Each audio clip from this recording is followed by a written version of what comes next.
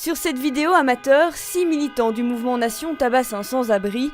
L'homme roué de coups à l'aide de chaussures militaires s'en sort miraculeusement. La police arrête les membres de Nation quelques minutes plus tard. Un mouvement réuni ici, place du Luxembourg, tous les lundis, pour manifester contre les sans-papiers. Parmi les militants de Nation, beaucoup sont des naziskins, sont des hooligans, sont des gens qui sont habitués à la violence, que ce soit dans les stades de football ou dans la rue.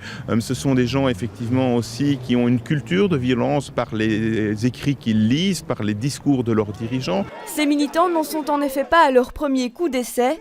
L'année dernière, lors d'un meeting du Vlaams Belang, ils s'étaient déjà violemment affrontés aux opposants du parti. Une violence répétée récemment lors d'une manifestation de sans-papiers.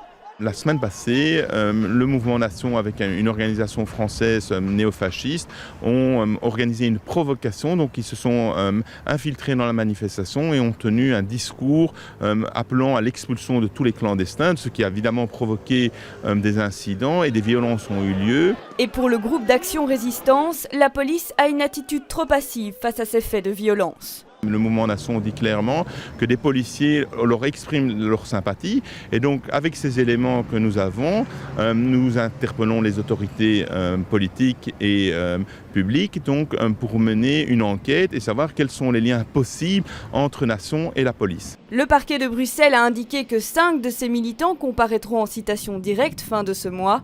Yvan Mayer appelle quant à lui les ministres de la Justice et de l'Intérieur à changer le statut du mouvement politique pour le définir comme une milice privée.